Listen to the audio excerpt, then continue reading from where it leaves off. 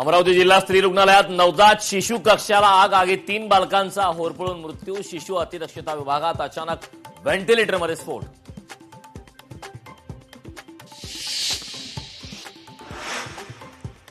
माझगावचा मोरिया बाप्पाच्या मिरवणुकीवर अंडीफेक केल्याचा आरोप. घटनेमुळे घटनास्थळी तणाव निर्माण. पोलिसांकडून परिस्थिती नियंत्रणात आणण्याचा प्रयत्न. मुख्यमंत्री एकनाथ शिंदेंकडून चाकणमधील रस्त्यांची पाहणी. शिंदेंच्या चाकण दौऱ्याची ड्रोन कॅमेऱ्याद्वारे टिपलेली दृश्य.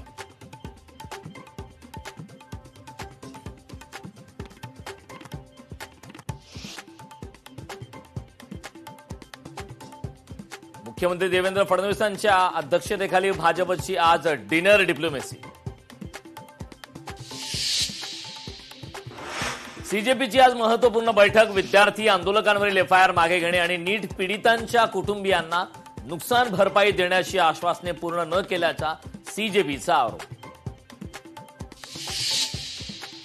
पीयूसीच्या दरात वाढ करण्यास परिवहन विभागाची मंजुरी. वाहनधारकांना बसणार फटका. दुचाकीकरता मोजावे लागणार अधिकचे 10 रुपये तर दुचाकीकरता मोजावे लागणार अधिकचे 20 रुपये.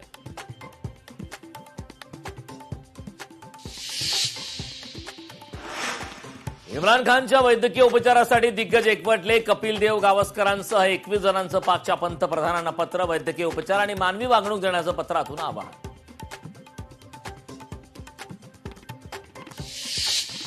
राज्यातील वातावरणात सातत्याने बदल. दडी मारलेला पाऊस. कोकण, मध्य महाराष्ट्र आणि विदर्भात आजपासून सक्रिय होण्याचा हवामान विभागाचा अंदाज.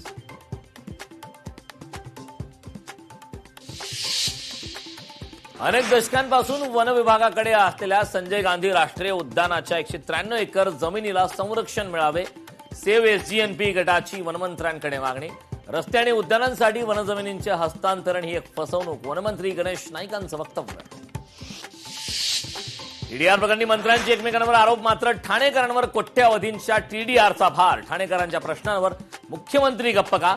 डी दयाभाई कंपनीला दिलेला टीडीआर मुख्यमंत्री स्वाधिकारात का थांबवत नाहीत? सरकार या टीडीआर प्रकरणी पुनर्विचार याचिका दाखल करणार का? लोकशाहीचे सवाल. प्रकल्प बाधितांच्या नावाखाली सरकारची घोर फसवणूक. कोट्यावधींच्या घोटाळ्याची माहिती लोकशाही मराठीच्या हाती. मुंबई अहमदाबाद हायस्पीड रेल्वेच्या कामात अधिकाऱ्यांचा गैरव्यवहार.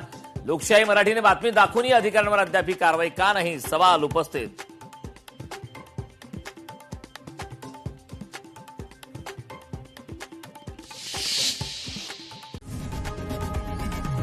लोकशाही मराठी ऐका, पहा, जागरूक रहा.